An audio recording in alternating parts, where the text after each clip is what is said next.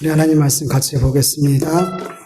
하나님께서 오늘 우리에게 주신 말씀은 마태복음 12장 43절에서 50절까지 말씀. 마태복음 12장 43절에서 50절까지 말씀.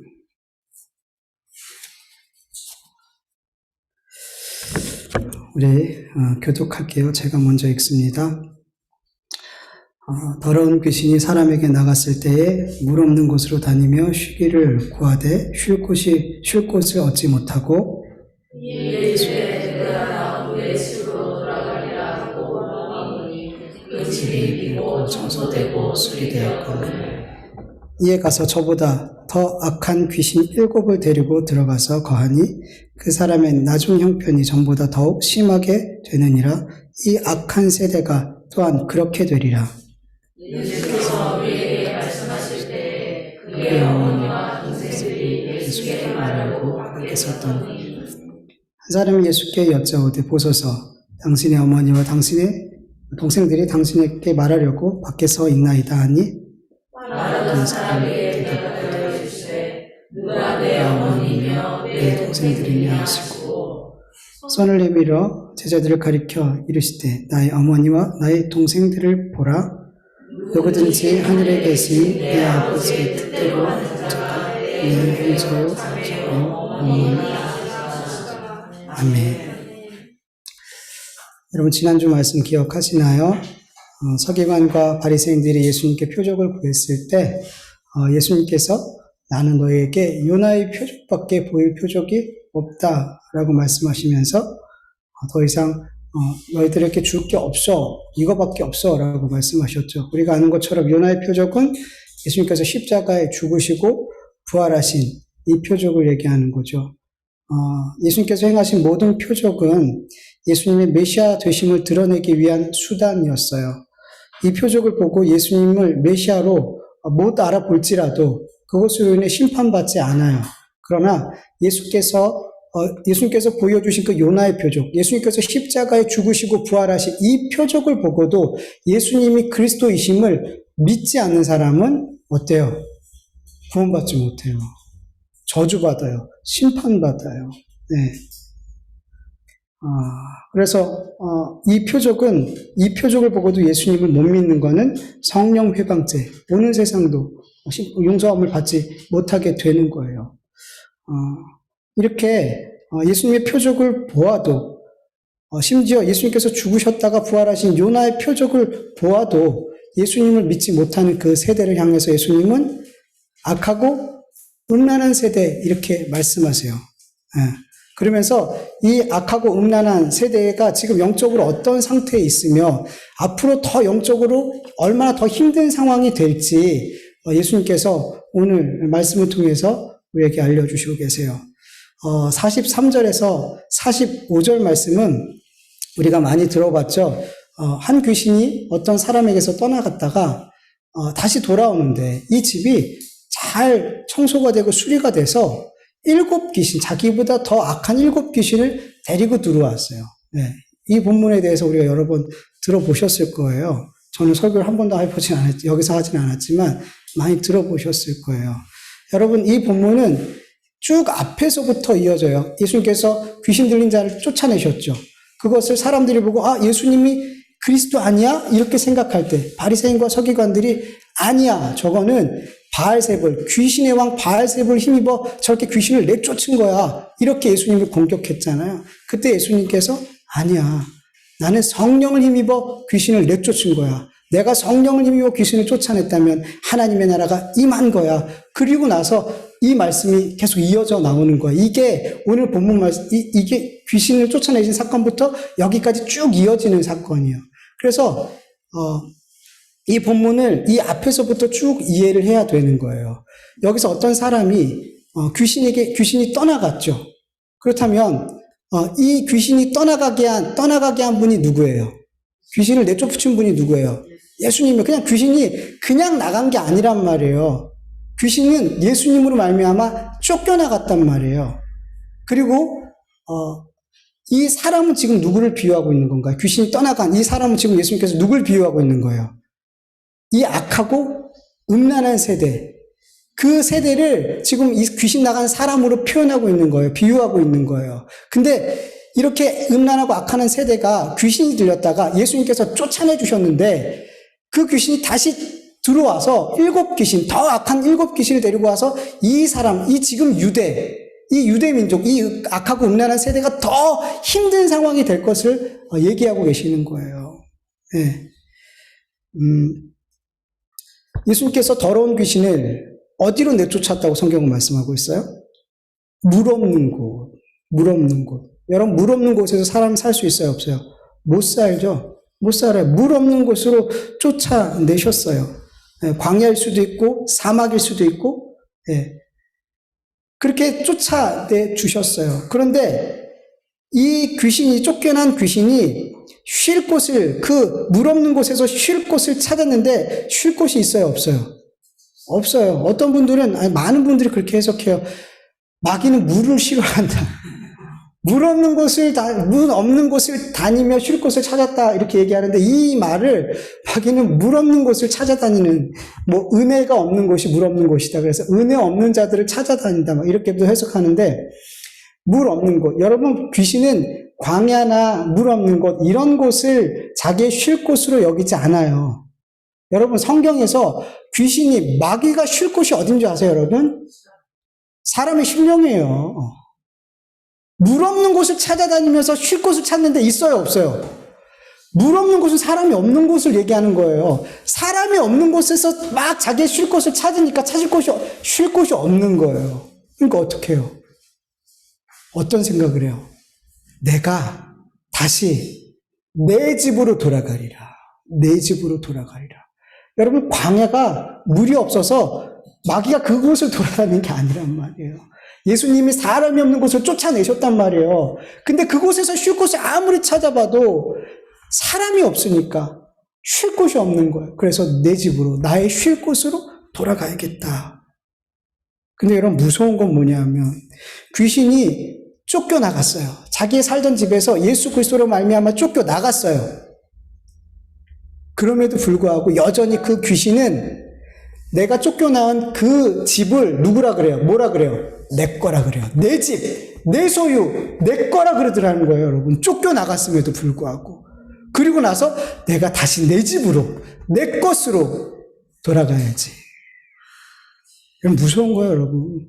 마귀는 포기하지 않아요. 쫓겨나가도 그를 내 집으로 여긴단 말이에요. 내 소유로 여긴단 말이에요. 귀신이 자기 집으로 다시 돌아왔어요. 그랬더니 어떻게 됐어요? 집이 청소가 돼 있고 수리가 돼 있는 거예요. 그래서 이 귀신은 다시 나가서 자기보다 더 악한 7 귀신을 이 집으로 데리고 들어왔대요. 여러분, 이걸 보면서 우리가 뭘 할 수 있냐면 귀신이 혼자 이 집을 차지하고 있을 때, 이 사람을 차지하고 있을 때보다 이 귀신이 나갔을 때, 그리고 이 집이 수리되고 청소되었을 때가 더 좋은 상태가 됐더라는 거예요. 귀신이 처음 살 때보다 귀신이 나갔을 때, 그리고 이 집이 수리가 됐을 때가 이 귀신이 처음 살 그 집보다 더 살기 좋은 집이 됐더라는 거예요. 그래서 야, 너무 좋아졌네? 그러면서 자기보다 더 악한 7 귀신을 데리고 들어왔대요, 여러분. 여러분, 수리가 됐다라는 헬라어 뜻을 보면 꾸미다, 치장하다, 장식하다, 정돈하다, 이런 의미예요. 그러니까 귀신이 나갔을 때 그 집이 단순히 망가진 곳이 수리가 된 것이 아니라 멋지게 꾸며지고 치장되어졌더라는 거예요. 멋지게 장식되어졌더라는 거예요. 여러분, 이 집이 무엇으로 치장하고 멋지게 장식됐는지는 모르지만 중요한 것은 이 장식된 집이, 이 꾸며진 집이 누가 보기에 좋더라는 거예요? 마귀가, 귀신이 보기에 좋더래요.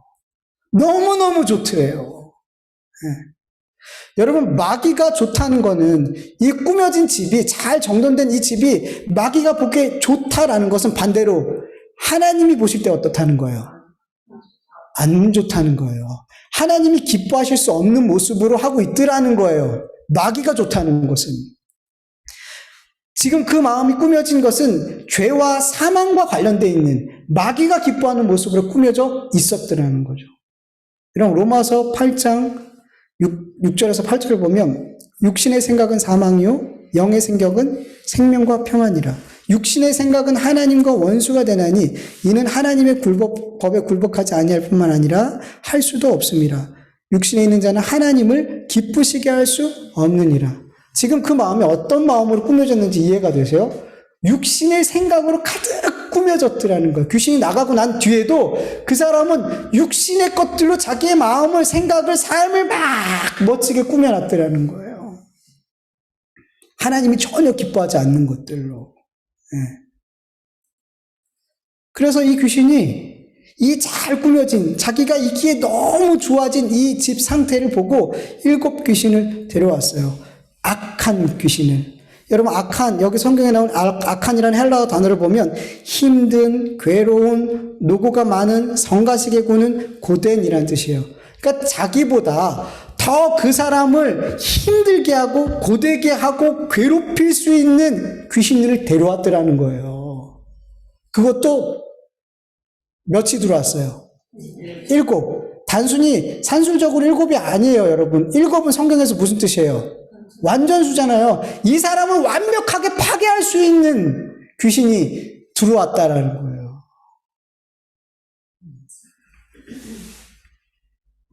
여러분, 바리새인과 서기관들 그리고 수많은 무리들은 예수님께서 메시아 되시는 표적을 계속 보여주고 그리고 그들은 경험했지만 그들은 예수님을 못 믿었어요. 공생의 기간 동안 예수님은 유대 땅에 수많은 귀신들을 물리쳐 주셨어요.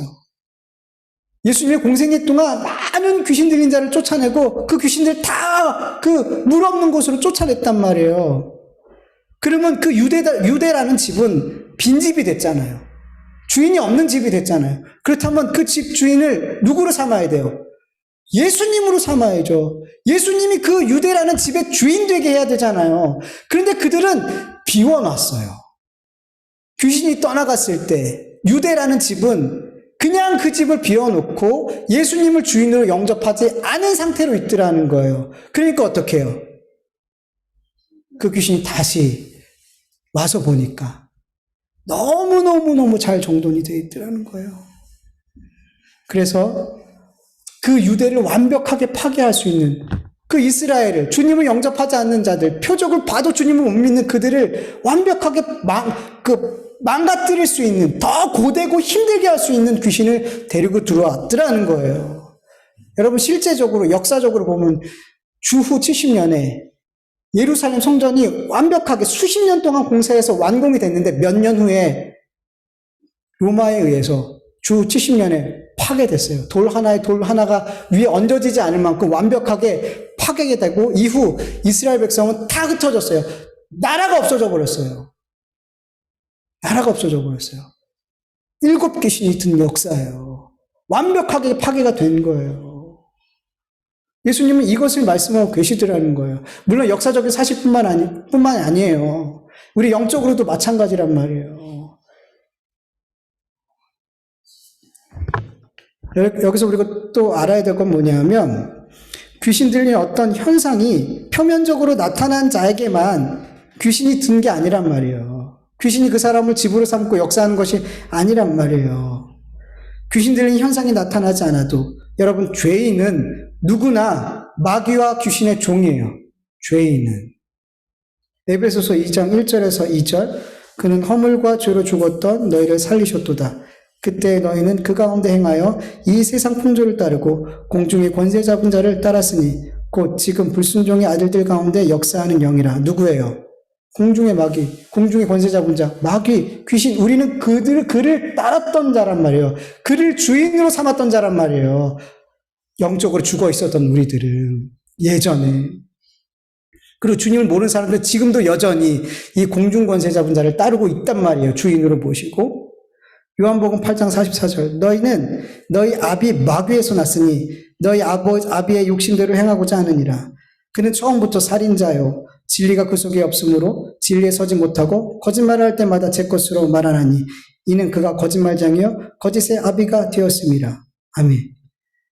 여러분, 이 마귀가 죄인들의 압이란 말이에요. 압이란 말이에요. 아버지이면서 주란 말이에요. 마귀가, 귀신이 우리 죄인들에게. 그래서 이 마귀를 따라서, 귀신을 따라서 진리가 없는 삶, 귀신의 욕심을 따라서 하나님과 원수가 되는 이 세대를 따라가는 삶을, 이 세상을 따라가는 삶을 살더라는 거예요. 그래서 죄인된 인간을 귀신은, 마귀는 자기의 집으로, 자기의 소유로 여기는 거예요. 여러분, 내 심령이 귀신의 집이 되지 않을 수 있는 유일한 방법이 뭐예요? 예수 그리스도를 나의 구주로 영접하는 거예요. 귀신의 집이 아닌 하나님이 거하시는 성령의 전이 되는 거란 말이에요. 고린도전서 3장 16절에서 17절 같이 읽어볼까요? 너희는 너희가 하나님의 성전인 것과 하나님의 성령이 너희 안에 계시는 것을 알지 못하느냐? 누구든지 하나님의 성전을 더럽히면 하나님이 그 사람을 멸하시리라. 하나님의 성전은 거룩하니 너희도 그러하니라. 아멘. 예수 그리스도를 영접한 자는 성령께서 거하시는 거룩한 하나님의 성전이 되는 거예요.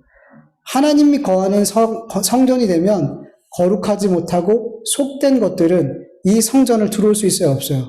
못 들어가요. 우리가 새 예루살렘, 하나님의 나라에 들어갈 때, 여러분 거기 누가 못 들어와요? 거룩하고 속된 건 못 들어온단 말이에요. 우리가 하나님의 성전이 되면 마귀는 더 이상 우리를 거처로 삼을 수 있어요, 없어요? 그때부터는 더 이상 마귀가 우리를 향해서 내 집! 이렇게 못해요. 내 집이라고 못한단 말이에요, 그 다음부터는. 왜? 우리가, 주님이 우리를 향해서 넌 내 성전이야 라고 선포하셨기 때문이에요. 하나님이 넌 내 거야, 내 집이야, 내 성전이야, 내 집이야 라고 말씀하신 순간부터 마귀는, 귀신은 우리를 향해서 넌 내 집이야 라고 주장하지 못하는 거예요. 예. 그러나 성전이 되지 못한 자들은 아무리 그가 나는 하나님의 택한 백성이야 라고 생각을 하고 율법을 열심히 지키는 그런 유대인이라 할지라도, 아무리 오랫동안 교회를 다니고 아무리 교회에서 직분을 받고 많은 봉사와 섬김을 한다 할지라도 예수님께서 그 심령의 주인 되지 않고 성령이 거하시는 전이 되지 않으면 여러분, 그 사람은 여전히 귀신이 들락날락하는, 귀신이 거하는 귀신의 집이 되는 거예요.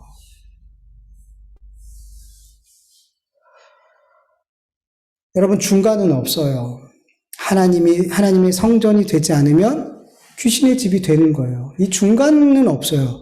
그리고 더 나아가서 하나님의 성전이면서도, 그리고 귀신의 집, 이 두 개가 동시에 될 수 있어요, 없어요? 그 두 개도 될 수 없어요. 그 두 개도 될 수 없어요. 네. 여러분, 우리 인간은 단 한 번도 내가 내 삶의 주인인 적이 있을까요, 없을까요? 없어요. 아담과 하와가 선악과를 먹기 전에 우리 인간의 주인은 누구였어요? 하나님이셨죠. 하나님을 섬기는 하나님의 종이었죠. 그런데 선악과를 따먹은 이후에 아담과 하와와 그 모든 후손들은 이 공중의 권세 잡은 마귀의 종이 됐단 말이에요. 그가 아비가 됐더란 말이에요. 내가 내 삶의 주인으로 착각해요. 내가 결정하고 내가 선택하고 내가 뜻하고 목적하고 그것을 내가 이루어가고, 근데 아니라는 거죠.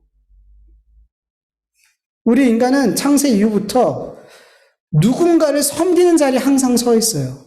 하나님을 섬기든 마귀를 섬기든 이 두 주인 가운데 누군가를 선택하고 섬기게 되는 것이지 둘 다 섬길 수는 없단 말이에요. 둘 다 섬길 수는 없어요. 여러분, 이 말씀은 그리스도인에게, 그러니까 유대인에게 준 말씀이고 교회에게 주는 말씀이에요. 너희들 두 주인 섬길 수 없어. 당연히 우리 믿는 사람들은 하나님을 섬기잖아요. 근데 주님 뭐라 그러냐면 두 주인 섬길 수 없어. 이건 교회를 향해서 해주신 말씀이에요. 우린 당연히 하나님을 섬기고 예수님을 믿고 있기 때문에. 근데 마귀는 자꾸만 어떻게 하냐면 두 주인을 섬기게 해요. 두 주인을. 마태복음 6장 24절, 한 사람이 두 주인을 섬기지 못할 것이니 혹 이를 미워하고 저를 사랑하거나 혹 이를 중히 여기고 저를 경히 여김이라. 너희가 하나님과 재물을 겸하여 섬기지 못하느니라. 여기서 하나님과 재물, 이 재물엔 다 들어갈 수 있어요. 하나님과 물질, 하나님과 우상, 하나님과 다른 종교, 하나님과 부모, 하나님과 자녀, 하나님과 모든 것이 다 들어갈 수 있어요. 하나님과 다른 무언가를 겸하여 섬길 수 있다 없다? 못 섬긴다. 못 섬긴다. 고린도후서 6장 14절, 16절 같이 읽어볼까요? 너희 믿지 않는 자는 명예를 함께 매지 말라. 의와 불법이 어찌 함께하며 빛과 어둠이 어찌 사귀며 그리스도와 벨리알이 어찌 조화되며 믿는 자와 믿지 않는 자가 어찌 상관하며 하나님의 성전과 우상이 어찌 일치되리요. 우리는 살아계신 하나님의 성전이라. 이와 같이 하나님께서 이르시되 내가 그들 가운데 거하며 두루 행하여 나는 그들의 하나님이 되고 그들은 나의 백성이 되리라. 아멘. 여러분, 성경은 분명히 우리가 두 주인을 못 섬긴다 그래요. 하나님을 섬기든 마귀를 섬기게 된단 말이에요. 하나님의 성전과 우상이 조화가 될 수 없는 것처럼, 빛과 어둠이 사귈 수 없는 것처럼, 의와 불법이 함께할 수 없는 것처럼 우리는 두 주인을 못 섬긴단 말이에요. 그리스도인은 하나님만, 예수 그리스도만 섬겨야 된단 말이에요. 여러분, 두 주인을 섬기게 되면 그 사람은 귀신의 집이 된 거예요. 여러분, 구약의 이스라엘 사람들이 하나님께 제사도 드리고 우상에게도 제사를 드렸어요. 근데 하나님은 분명히 하나님도 섬겼음에도 불구하고 너희는 나를 버렸고 너희는 우상을 섬겼어라고 말씀하신단 말이에요. 왜냐하면 하나님께도 제사를 드리고 우상에게도 제사를 드린다는 것은 하나님을 많은 우상들 가운데 하나로 만드는 행위인 거예요, 그게. 하나님도 섬기고 우상을 섬기는 건 많은 우상들 가운데 하나님이라는 우상을 섬긴다는 말과 똑같다는 거예요. 하나님을 섬김으로 복을 받지 못하면 다른 우상을 섬겨서 복 받으려는 마음, 다른 우상을 섬겨서 복을 받으려고 하는데 복이 안 오면 하나님이라도 섬겨서 복을 받으려는 이 마음, 이 두 마음, 이거는 귀신이 주는 마음이에요. 마귀가 주는 마음이란 말이에요. 이 두 마음은. 여러분, 우상은 결국 누구를 위해서 만드는 거예요? 누구를 위해서 섬기는 거예요? 나를 위해서. 결국 내가 하나님처럼, 내가 나를 하나님처럼 섬기고자 우상이라는 걸 만드는 거란 말이에요. 내가 우상이 되는 거예요. 내가 하나님처럼 섬김받는 거란 말이에요. 우상을 통해서. 결국 다 나를 위해서 우상을 만드는 거란 말이죠.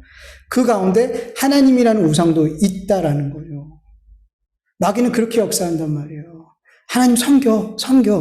근데 물질도 섬기고, 성공도 섬기고, 이 땅의 복도 섬기고, 자녀도 섬기고, 부모도 섬기고, 다 그렇게 하나님도 교회 가서 다 예배드리고 섬겨. 그러면서 이것도 섬겨. 이게 마귀가 역사하는 거예요, 여러분. 교회에게 주신 말씀이 이거예요. 우상 섬기지 말아라. 아니요, 하나님도 우리 섬겨요. 하나님도 열심히 섬겨. 그런데 하나님 이외의 것도 열심히 섬겨. 이것이 바로 아담과 하와가 선악과를 먹은 이유고, 타락한 천사가 타락한 이유예요. 내가 하나님처럼 되고, 내가 하나님처럼 섬김받고 싶은 거. 여러분, 하나님의 성전이 되든 귀신의 집이 되든 우리에게는 둘 중에 한 길밖에 없어요. 한 길밖에 없어요. 여러분, 생각해 보세요. 아니요, 늘 우리 죽는 날까지 이 싸움을 해야 돼요. 자꾸만 마귀는 우리에게 다른 주인을 자꾸만 하나씩 건네요, 이렇게. 이건 어때? 이건 어때? 하나님도 괜찮은데 이건 어때? 이거 의지해봐. 이거 의지하면 하나님이 못 주는 걸 줄 수 있어. 이거 붙들어봐. 마귀는 끊임없이 우리에게 그렇게 건넨단 말이에요. 두 주인, 세 주인, 네 주인을 섬길 수 있게. 아니에요, 여러분. 우리는 오직 누구만 섬겨야 돼요? 예수님만 섬겨야 돼요. 하나님의 성전이 되어야 된단 말이에요. 하나님이 성전되지 않는 자는 어떻게 하나님을 믿고 섬기든 그 사람은 귀신의 집이에요. 귀신이 주인된 집, 귀신이 자기 마음대로 하는 집이 되는 거예요. 문제는 하나님의 성전이 되지 못하는 자는 마귀와 귀신이 받게 되는 그 벌을 똑같이 받게 된다는 거예요. 왜? 마귀의 소유니까. 마귀의 소유니까. 우리 모두 하나님의 성전이 되고 하나님만 섬기는 우리 모두가 되길 간절히 축원합니다. 예. 마태복음 12장에서는 내내 예수님께서 바리새인과 서기관들과 논쟁을 하셨어요. 안식일 논쟁을 하시고 바알세불 논쟁을 하시고 이 모든 논쟁의 중심에는 바리새인과 서기관들이 예수님께서 행하신 표적을 보면서 예수님이 그리스도이심을 깨닫지 못했기 때문에 이런 논쟁이 계속 일어나게 된 거죠. 예. 이렇게 믿음이 없고 악하고 음란한 세대를 향해서 예수님은 요나의 표적과 남방 여왕의 비유를 드시면서 끝까지 예수님을 믿지 않고 회개하지 않는 자들은 정죄를 당한다라고 말씀하시면서 오늘 방금 우리가 나눴던 말씀처럼 이 세대가 이렇게 귀신 들렸다가 회복되어졌지만 이전보다 더 어려운 상황에 처해지게 될 것을 결론적으로 말씀해 주셨어요. 너희들이 이렇게 될 거야. 너희들은 완전히 망하게 될 거야.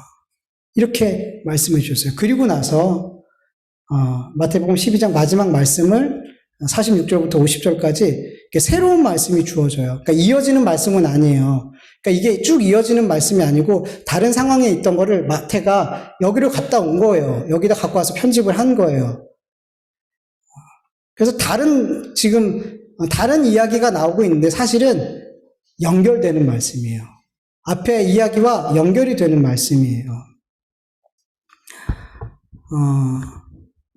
마태복음 46절에서 50절까지 말씀을 보면은 예수님의 가족이 누구냐라는 거죠. 예수님의 진짜 가족이 누구냐 이 말씀이잖아요. 네.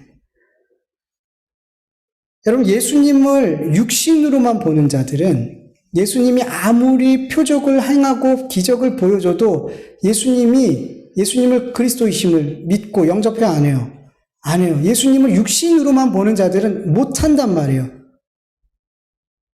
오늘 여기 본문에는 예수님을 육신으로만 보는 자들이 나와요. 누구예요? 가족들.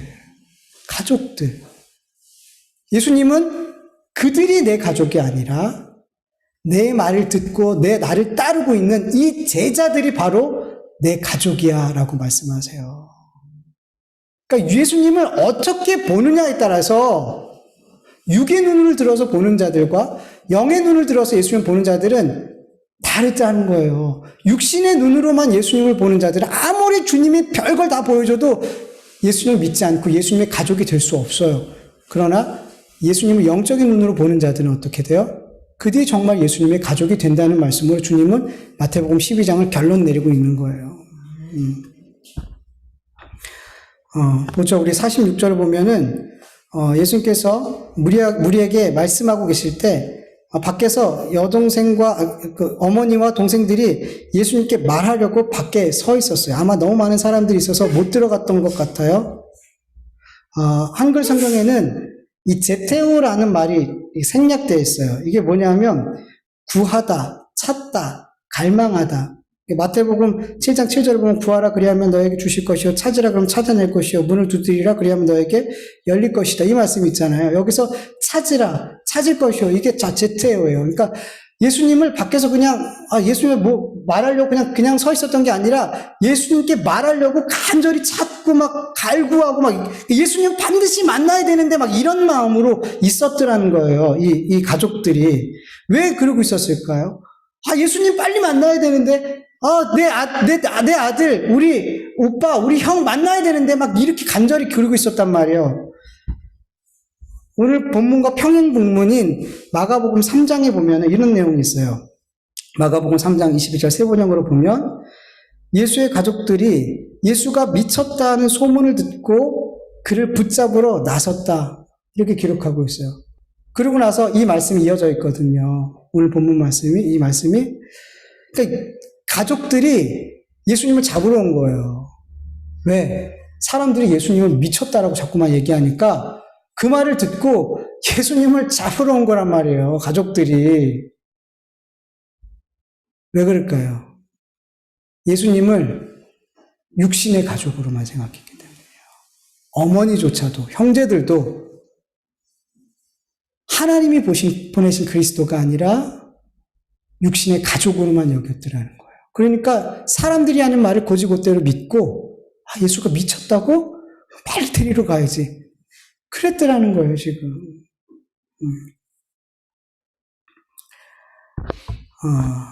그래서 47절 같이 한번 읽어볼게요. 47절 시작. 한 사람이 여쭈었다. 오소서 당신의 어머니와 동생들이 당신께 말하라고 밖에 서 있는. 사람들로 인해서 갈 수가 없어서 어떤 사람에게 부탁해서 우리가 여기 와 있으니 예수님한테 말을 좀 전해달라. 우리가 여기서 기다리고 있습니다. 그러자 예수님께서 누가 내 어머니며 누가 내 동생이냐, 동생들이냐, 이렇게 하시면서 갑자기 뜬금없는 질문을 하세요. 예수님의 진짜 가족은 혈육으로 이어져 있는 가족이 아니라 하나님과 이어져 있는 자가 진짜 예수님의 가족이래요. 이걸 알려주시려고 하시는 거예요. 그러면서 예수님께서 제자들을 가리키면서 봐라, 얘들이 바로 내 어머니고 내 자매, 내 동생들이다. 50절 같이 읽어볼까요? 누구든지 하늘에 계신 내 아버지의 뜻대로 하는 자가 내 형제요, 자매요, 어머니입니다. 왜 제자들에게 이들이 내 가족이라고 얘기했는지 말씀하고 계시는 거예요.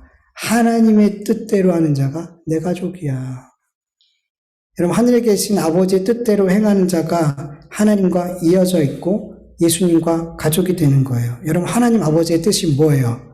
요한복음 6장 39절을 보면 나를 보내신 이의 뜻은 내게 주신 자 중에 하나도 잃어버리지 아니하고 마지막 날에 다시 살리는 이것이라. 예수님을 누가 보냈어요? 하나님. 이 하나님께서 예수님을 보내신 이유, 하나님의 뜻, 그게 뭔지 봤더니 하나님께서 예수님에게 주신 자들, 하나님의 자녀들, 하나님의 영원한 가족, 그들을 이 땅에서 한 사람도 남김없이 살리는 것, 생명의 부활을 하게 하는 것, 그것이 누구의 뜻이에요? 하나님의 뜻이에요. 하나님의 뜻. 하나님께서 예수님에게 주신 자들을 마지막 날에 하나도 남김없이 생명의 부활로 부활시키기 위해서 예수님께서 무엇을 하셨어요? 자녀들의 죄를 위해서 십자가에 죽으셨고 부활하셨어요. 예수님께서 하실 수 있는 일은 다 하신 거예요.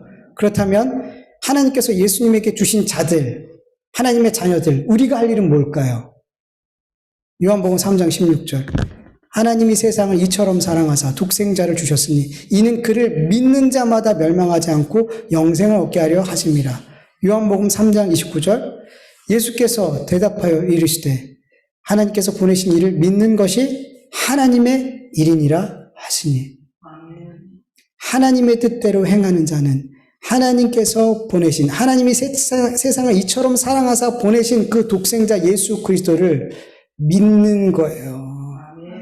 나를 위해서 십자가에 죽으시고 나를 구원하신 그 예수님을 내 마음으로 믿고 입술로 고백하는 거예요. 그것이 우리가 할 일이에요. 여러분, 이런 봉사하고 저런 봉사하고 이 말씀 지키고 저 말씀 지키고 이게 아니라 하나님께서 보내신 예수 그리스도를 믿는 것. 그 믿는 자 안에 하나님의 은혜가, 하나님의 성령이 임하게 될 때 우리가 어떤 삶을 살아야지 주님을 기쁘시게 해드리는지 알게 하신단 말이에요. 뭘 하라 마라. 여러분, 그것보다 더 중요한 건 예수 그리스도가 정말 내 구주됨을 믿으면 그 사람은 정말 예수님이 기뻐하는 삶, 하나님이 기뻐하는 삶을 살아갈 수밖에 없어요, 여러분. 여기서 제가 여러분 이거 하세요, 저거 하세요, 이거 하세요. 제가 백날 떠들어도 여러분 안 들어요, 여러분. 저도 겪어봤지만 아무리 제가 이 자리에 앉아있을 때 목사님이 저한테 목사님들이 이렇게 살아야지 기뻐해요, 저렇게 살아야지 기뻐해요. 아무리 얘기해도 순종 안 돼요, 여러분. 억지로 하긴 하죠. 내 마음에서 우러나서 하는 게 아니라 정말 주님을 위해서 하는 게 아니라 남이 보니까 이렇게 해야지 믿는 사람이라고 하니까 이렇게 하니까 직분 받으니까 하죠. 정말 내 안에서 주님을 위해서 하는 게 아니라 근데 정말 주님이 내 안에 계시고 성령님이 내 안에 계시고 내가 주님 때문에 구원받았다라는 그 구원의 은혜가 정말 믿어지는 사람은 목사님이 여기서 얘기하지 않아도 그냥 말씀만 읽어도 주님의 마음이 뭔지 알아요. 그 말씀이 그냥 순종이 돼요. 제가 여기서 뭐라 하라 말아 하지 않아도 된단 말이에요.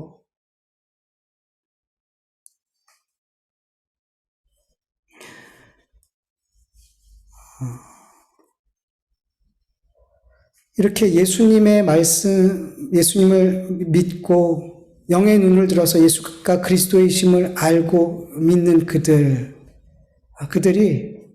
정말 하나님의, 예수님의 가족이에요. 가족이에요. 그들은 하나님께서 보내주신 표적을 표적으로 받아요. 그 표적이 그들에게 유익이 되는 표적이에요. 모든 표적들이. 그러나 예수님을 육신 눈으로만 보는 사람들은 그 표적이 오히려 그들에게 저주가 되는 거예요. 네. 물론 예수님의 제자들, 예수님의 어머니, 예수님의 동생들도 훗날에 예수님을 믿었어요, 안 믿었어요? 믿었어요. 사도행전 1장 14절을 보면 마가의 다락방에 사람들이 모여서 기도하잖아요. 거기에 마리아도 있었고 예수님의 동생들도 있었어요. 성경을 보면 여자들과 예수의 어머니 마리아와 예수의 아우들과 더불어 마음을 같이하여 오로지 기도에 힘쓰더라. 그리고 성령을 받았어요. 예수님이 죽으시고 부활하시고 마리아도 모든 형제들도 예수님이 그리스도이심을 믿었어요. 그들은 육신의 가족을 넘어서서 예수님과 영원한 진짜 가족이 되었던 거죠. 여러분, 만약에 예수님을 낳은 마리아가 예수님을 그리스도로 영접하지 않았다면, 여러분, 그 마리아는 육신에 살동하는 예수님의 어머니일지 모르지만 육신의 생명이 끝난 이후에는 예수님과 관련이 있어요, 없어요? 없어요. 아무 관련이 없는 사람이 되어버려요. 예수님을 낳았다 할지라도. 여러분, 우리의 가족들이 이 땅에서 육신의 부모이고 자녀이고 형제이지만 그 부모가, 자녀가, 형제가 예수님을 믿고 영접하지 않는다면 육신의 생명이 끝난 다음에는 그 가족이, 그 부모가, 자녀가 상관이 있어요, 없어요? 상관없는 자가 되어버려요. 상관이 없다니까요, 여러분. 예수님을 믿고 영접한 육신의 가족만이 하나님의 영원한, 예수님의 영원한 가족으로 함께 있을 수 있는 거예요. 여러분, 우리에게 믿지 않는 혈육이, 가족이 있다면 그 가족에게 할 수 있는 가장 최선의 사랑과 최선의 섬김은 그 육신의 가족이 살아있을 동안 예수 그리스도를 전하는 거예요.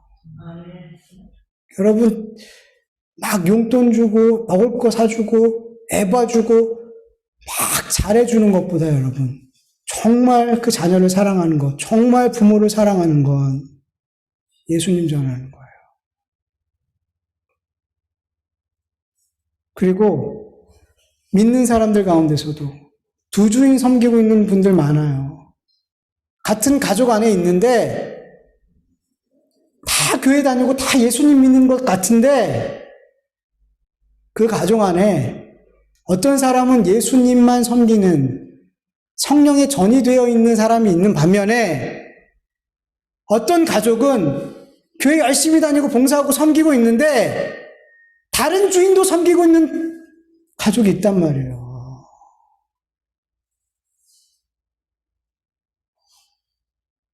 더 힘들어요, 여러분. 솔직히 말씀드리면 안 믿는 가족을 주님 복음 전하는 것보다 이분들에게 복음 전하는 게 더 어려워요. 정말 어려워요. 그래서 더 많이 기도해야 돼요. 정말 기도해야 돼요. 나는 잘 믿는다고 생각하고 있으니까요. 나는 괜찮은 성도라고 생각하고 있으니까요. 나는 복음을 안다라고 생각하고 있으니까요. 너무 힘든 거예요. 너무 힘든 거예요.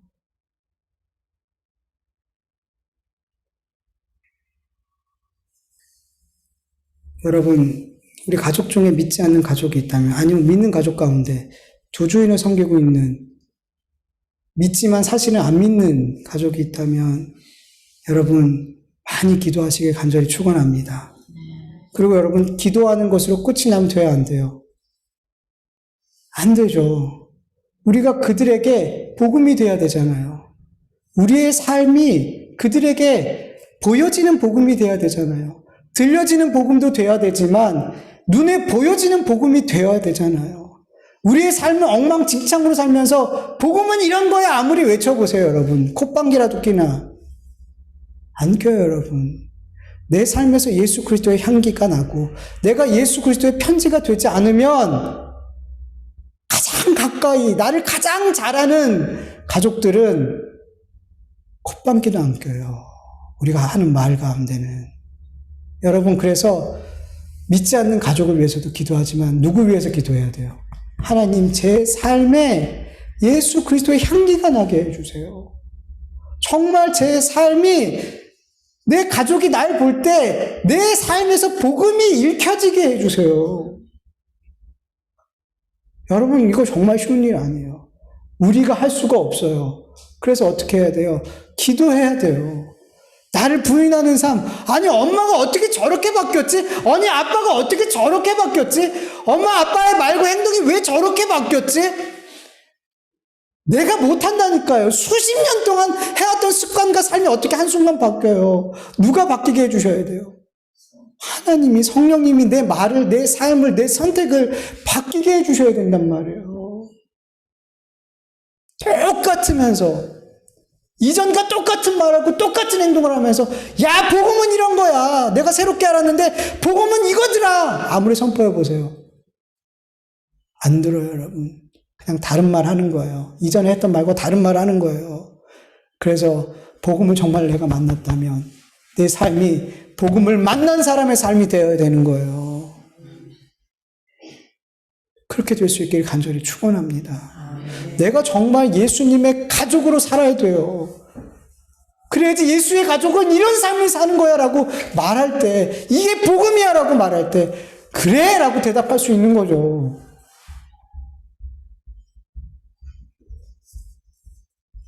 여러분, 먼저 우리가 예수 그리스도의 편지와 예수 그리스도의 향기가 될 수 있길 축원합니다. 그리고 내가 먼저 예수 그리스도의 가족이 되어서 아직 예수 그리스도의 가족이 되어져 있지 않은 내 육신의 혈육의 가족과 친척을 그렇게 예수 그리스도의 가족으로 세워갈 수 있는 저와 여러분 되기를 간절히 축원합니다. 우리 같이 말씀을 기억하면서 기도하겠습니다.